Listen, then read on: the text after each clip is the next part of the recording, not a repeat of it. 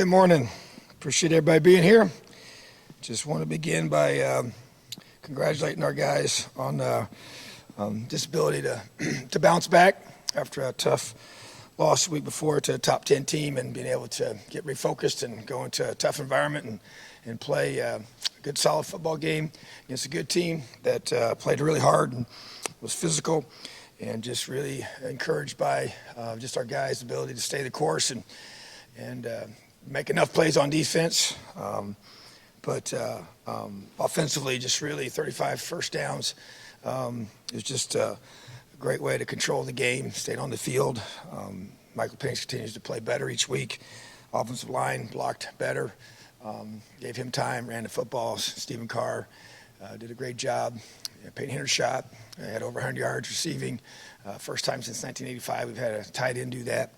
And just the ability to do a great job as a football team. We emphasize special teams so much here. And Charles Campbell kicking 4 field goals, going 4 for 4. What a weapon he is, and just his consistency has to continue. But really proud of him and the way he stays locked in and still feel like, we kick too many field goals. We want to be able to get in there and finish those red zone drives. And we were 6 for 6 in the red zone, but we want to get more touchdowns than field goals. But to me, those are things we just continue to work on and work through as a football team. I want to recognize our guys throughout the week. As we know, it's really a huge part of our preparation is just the way the guys buy in to practice it hard. And our scouts do a tremendous job each week. And defensively, Defensive Scout Team Player of the Week was Nick Greaser. Offensive Scout Team Player of the Week, Jaquez Smith and Andy Buttrell. And then the Special Team Scout was Trent Howland. And those 4 guys continue to work hard, and a whole bunch of guys do as well, which is awesome. And then as a team, offensively, Peyton Hendershot and Stephen Carr were the offensive players of the game. Defensively, Micah McFadden, Tywan Mullen. Thought Tywan played his best game of the season, played the way I expect him to, and just was all over the place and knocking down balls, and don't think he gave a completion up all day. And then Micah just was excellent, flying around, leading our team. I thought his leadership on the sideline was at the highest level I've ever seen it from him. He's a pretty quiet guy, but just feel like that's something he's really growing in, and it showed. Obviously had to do a lot of things, make a lot of adjustments, and their offense creates a lot of issues. And then Charles Campbell was the special teams player of the game. So proud of our guys. Got a tremendous opportunity this week. Obviously got in late Saturday night, but getting the guys mentally and physically refreshed and ready to go. Had a really good day with them yesterday. A very important week of preparation. A great challenge against Penn State in a very, very difficult environment at night. Excited for it, though. I know, obviously, a really good football team, top 5 team in the country right now. And Coach Franklin does a tremendous job in both recruiting and player development and the way their teams perform. So tremendous challenge and opportunity for this football team this week. So excited to be able to get back together tomorrow and get ready, preparing for the Nittany Lions. Questions?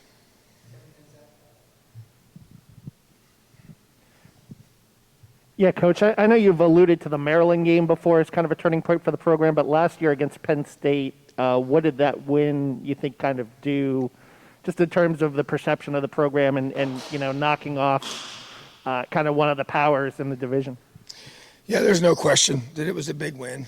I think that's been, stated quite, many times since when you beat a team of that, caliber in regards to their tradition and the way they've won and how good they were and being a top 10 team, at that point in the season.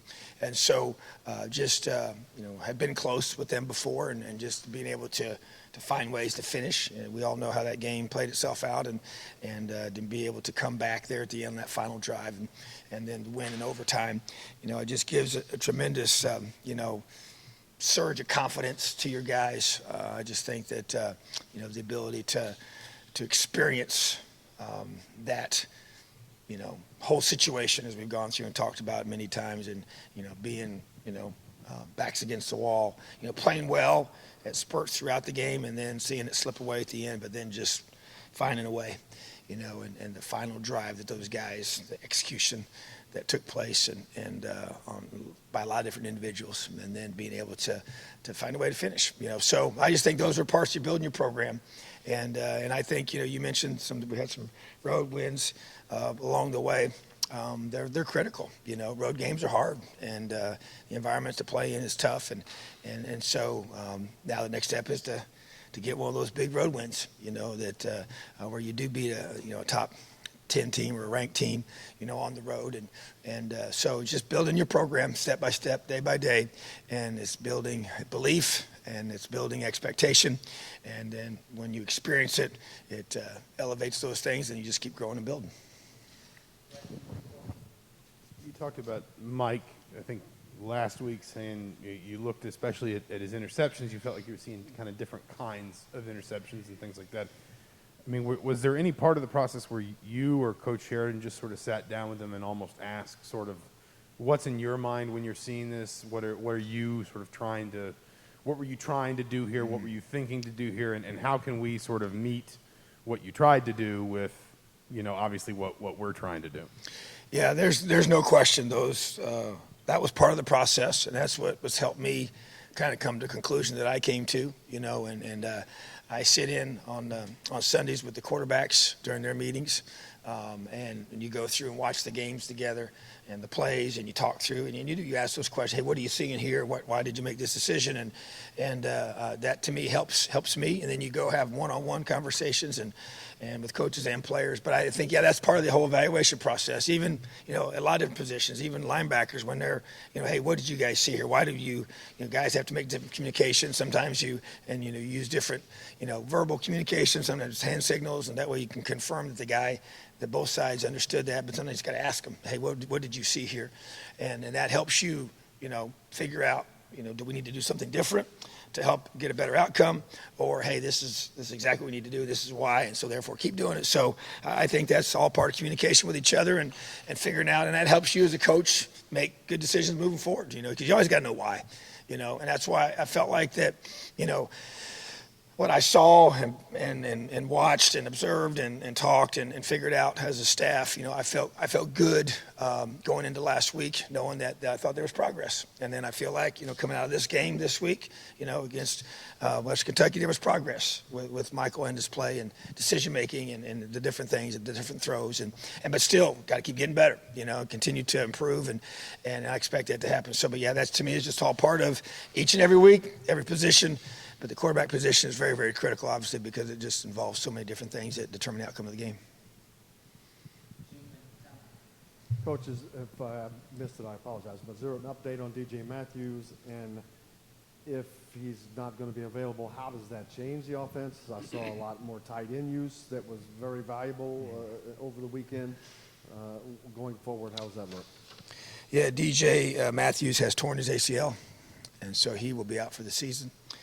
And it's a tough blow for us and for him, and hurt for him. He's had an amazing attitude, even the night it happened, and we weren't 100% sure at that time, but it was confirmed yesterday. But in regards to our offense, other guys got to step up, and we got other, as you mentioned, the tight ends and the different ways we use our guys and different receivers that got to step up and make plays and Reese Taylor in the return game for punts, and that will be back into his plate fully, and so tough break, but we've got to be able to fill the void and press on.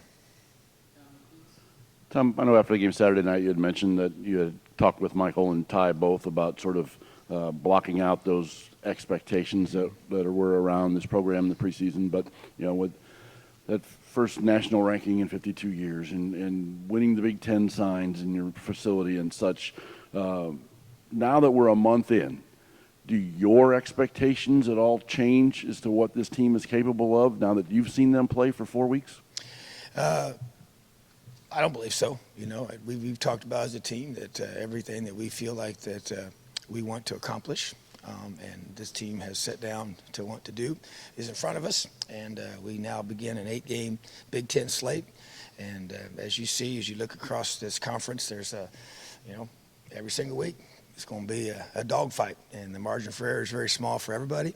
And it's a team that can execute the best each and every week, and find ways to protect football, play great on special teams, and do a good job of winning that game. Then you just take them one at a time. And so I think there's no different focus from the beginning. There's no question that.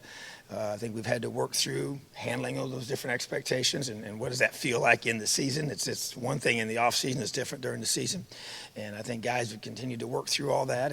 And to me, it's the goals have been set, the vision has been set, and our guys are chasing after being our very, very best. And we talked about chasing greatness, and that's our one word for 2021. It was picked for a reason. And but I think that the process has helped teach our guys, man, just focus on just being your best. Every time you practice, every time you take the field, and try to learn to just live in that moment and be in that moment. And like I said, I think that's those things have been emphasized in different ways, and even added to those emphasis have been different ways of presenting it. But at the end of the day, you got to learn how to play with those in front of you, but be able to really block it out, and so to speak. And that's easy to say, hard to do. So I think that this team has. A tremendous amount of character, and a lot of players that believe in themselves and believe in each other. And it's about coming together and putting all your energy into this 1 week. And you just block each week off, and you focus on that, and that's all you do. And everything's about being our best at 7:30 on Saturday night at Penn State, and that's the whole focus. And so, and when you get in that moment, it's every single snap, and it's every single series, and it's every single quarter, and it's every single half, and then you focus to finish the game. So that's where this team is, and I know our guys are very excited about continuing to focus on getting better as a football team. David Ellis went out early, looked like he was banged up, and related to that, who are the young guys that you think could step up with DJ being lost for the season? Yeah, I just look at the whole receiver core, and I think, Jacoby Hewitt's a guy who I see, just continuing to grow and be more involved, and want him to.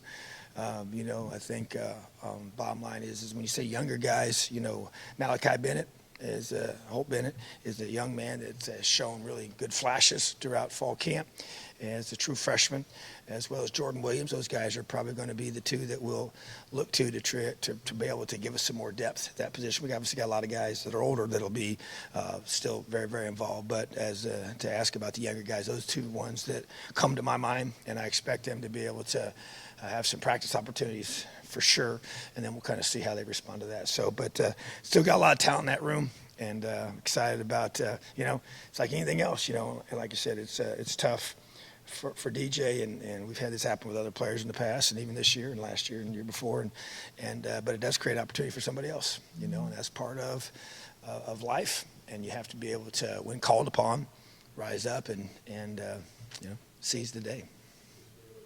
Okay, David Ellis is. I hope so. He's. I would say it doesn't appear to be serious, but it's kind of a lingering thing that we're trying to get. So we're trying to get some answers on that to see if we can get and figure out why it keeps re-happening in him, because he's a tremendously talented young man that I have really high expectations for and hopes for, and I know he does for himself as well. So I really need him to be able to get healthy, stay healthy, and help this football team.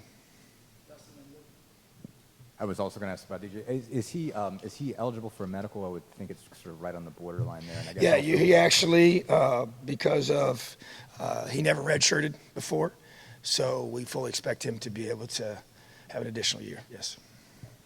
Just real quick, just to go back on sort of the next man up. Is Jacoby the slot guy? I mean, who is sort of the definitive next man up? Well, if you notice in the game, with different guys have played it.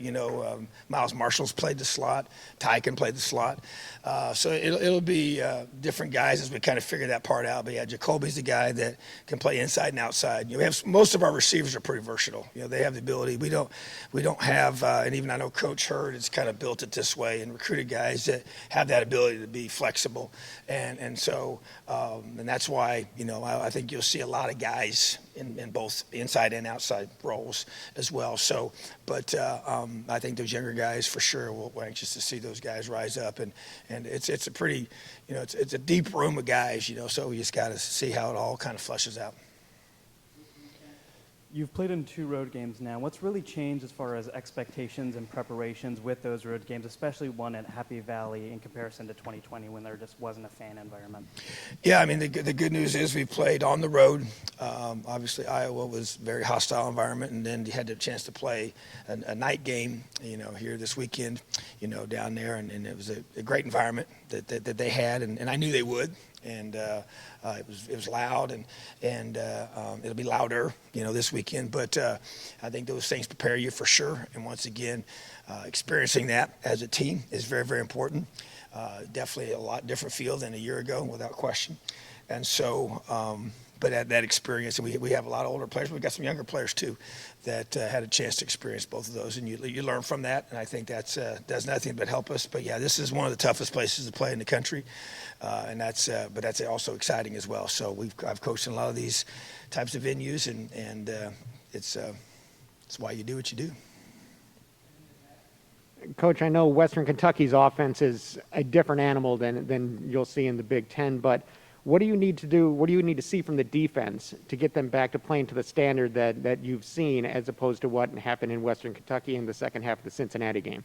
Yeah, I would say more the execution piece to me is really critical, and it's going to be the focus of this whole week, and to be able to handle the different things that they do from a tempo perspective, and different looks and different things that they should, and then some amazing things that they do that you haven't seen. They had a bye week before we played, and just do some little different wrinkles and do some things differently to be able to adjust better on the sideline. And that, to me, is what I want to see. It's the communication piece, it's execution piece, continuing to not, cut a guy loose or not play with proper technique and leverage. The one touchdown, it was, 2nd and 19, and we bid on the double move. I mean, that's football 101. You just don't do that. You give up the 5-yard hitch or a 5-yard out and play the deeper ball. And that, to me, is something that you just, can't. Even the last drive, it was 4th and 7, and we're playing too far off. You give up it would have still been, even if we would have made the tackle when he caught it, so it would have been a first down, So those key executions, at those times, I just think that we got to do a better job, and I just know that those experiences continue to allow us to grow and develop, and we as a staff have to do a great job of cleaning those things up, because I was, not pleased at all with the way we performed in the second half, Saturday night. Feel like we're better than that, but we got to prove it on the game day. Obviously, football, contact sport, injuries happen, but it seems like at least there's been a lot of injuries so far this season. Small ones, some as well as some larger injuries like DJ Matthews, Chris Keys. As you guys, is there anything you guys maybe you're gonna change or questions at all that you guys kind of want to work on now with all the injuries that have happened so far this season? Well, you look at those 2 knee injuries. They're both when they planted. They're non-contact. ACL injuries. If anybody ever figures out how to prevent those, I think they'll be a very popular person, in sports, So, but there's no doubt. You go back and look at it and evaluate what you do from top to bottom. But we've had several of those. We've had some foot issues. Those are also difficult ones that kind of like, what are you doing? I don't know. We don't really train our feet. We don't have exercises for our feet and the bones in your feet, the ligaments in your feet. So probably some unique things to figure out a plan to prevent, but it doesn't keep you from evaluating every possible thing you're doing to train your guys, prepare your guys to be able to, But I saw ACLs this whole weekend in the NFL level and our level, and so it's just an unfortunate part of this game that we play, and it is a contact sport. But yeah, that was everybody saw that one. It was just his foot got stuck in the turf, and when he dropped the punt, and it is what it is, So, and kind of similar with Chris. But yeah, you go back and we do an injury report analysis from a strength and conditioning perspective, as well as our medical staff perspective, the things that we're doing to get our guys rehabbed, and so we just gotta, figure it out. Sorry, kind of circling back to maybe not just Mike, but the passing game in general. What are the processes maybe of kind of the conversations too with pass catchers and maybe opening the floor a little bit to say, is there anything either from play calling or from, timing with Mike, whatever it might be, that we need to be doing better for you guys in terms of maybe, delivering the ball in certain areas or getting you in different route combinations, kind of things like that? I mean, was that part of the process, I guess, after those first 3 weeks of maybe evaluating the passing game too? Yeah, it was, and I think that like anything else, every season's a new season, every group's a new group. You go through and like you said, I think especially with Michael coming off an injury, everything had to be modified, even over the summer. He threw and did all that stuff with other guys, but did not take as many reps in the spring, and so it's just, you just work through that. You get into fall camp and I think, offense is such a timing, spacing side of the football. There's so much emphasis on that, so much time spent on that, and you got to go do it, and you can't do it over the summertime with coaches there with the ball. And so, and we're one of the, we follow those rules. That's the way the rules are, and that's what we do, and they can do it on their own, so, but the coaches aren't there. So, but I think you get in there and you continue to work, because once again, that's all good and that stuff works, but then you got to do it against, live competition. Once again, it doesn't happen, during the fall. So I just think you continue to work through that, and there's no doubt, having the injury and have that time away, hurts that, because then you're spending the whole off season getting yourself physically back, and you don't get all those other reps, So, but I do feel like that, Coach Sheridan, Coach Hurd, in our passing game, and then Coach Wright with the tight ends, and just trying to work so hard to get our guys, and even now it's about ball placement, be able to allow, the run after catches to increase, and that affects where the ball is placed based on where the defender is, and allowing you, like just prime example, there was a catch by A.J. Barner where you want to be able to, create a first down opportunity instead of 4th and 2, because it looked like if you freeze the frame when he first caught the ball, that he would get the first down, and just the way where the ball is thrown, where he turns as a receiver or tight end to be able to turn and get the first down. So just little stuff like that, because those are big, because those are, you 4th and 2s, we end up converting on that, which was a big conversion, but you got to get those. You start back into Big Ten play now, and those little things to me make a big difference, and that's part of this process, and that's why I just feel like that it was great for our offense to do what we were able to do. Still got to keep working, not where we want to be yet, but the progress, I think, is there, and it needs to be just built upon. The concussion protocol with Jaylen Williams, where is he in that process and availability for Saturday? And then also takeaways. Jaylen had a chance early in the game for one. You guys have 5 and 4 games. How would you evaluate where you are at this standpoint, and what kind of progress do you want to see there? Yeah, so Jaylen is progressing well through that process, and that's totally, our medical staff handles that, but I know it was a very good initial prognosis from him, which is positive. We'll see how that plays out the rest of the week. Just disappointed in the lack of takeaways. Has not been enough for our standard. Our goal is 3 per game and didn't get any. Jaylen did have a chance, as you said. Didn't see us really raking at the ball and punching at the ball like I want us to as well. I know the ball was coming out fast. I mean, it was like 2 point whatever. It was just a very, very quick release to get to him, and the balls were thrown a lot of times. There wasn't a lot of there was some broken up balls for sure. So, but just gotta create them. We emphasize it ruthlessly here in this program, and that will not change. But we're going to continue to really emphasize, creating them, and we have circuits we do for that every single week. That will not change on both sides of the ball. But we didn't turn the ball over on offense, which was huge, and I know it was a big deal, big emphasis as well. That will always be a huge emphasis for us, and so, but yeah, we just not getting enough of those. But we got to, once again, they do come in spurts, and we're going to keep persevering with that. That's a huge part of what I believe in: takeaways, tackling, and effort. So 3 of our DNAs on defense, and the first one is takeaways. Yeah, Coach. I know you said you were more of a morning practice team. I think this is going to be your 3rd night game in 5 weeks. Just curious, how much of an adjustment that is for you guys. It actually is, and so we oftentimes it's the noon games that everybody has to kind of get figured out and don't welcome as much, whereas we're the opposite, But I will say this: so our players love playing. They love playing at night. It's just kind of if you're even as a player, I know I felt the same way, and the coach. I mean, I love even this last Saturday night. I mean, I love playing at night, and our guys are jacked. So, but the schedule is what you have to get squared away. So the good news for us is we've now done it twice. We've actually tweaked it a little bit from this past week. We're going to tweak it a little bit more just to kind of get things the way we want them, because obviously this is another road game, and you figure out how you want to handle all the time you have. But and that's the negative part is just the wait. It's just kind of makes for a long Saturday, wait to go play. But I feel good about the flow we're creating and our guys and the rhythm we're getting into with it. And this will be our third one, as you guys have noted. And there's been years where we haven't played this many in one season. So, but that's kind of how it's worked out. And it's going to be an awesome environment and a great opportunity. So yeah, that's. Once again, we're adjusting, and I think our guys are getting pretty comfortable with it. Awesome. Have a great day. Elio.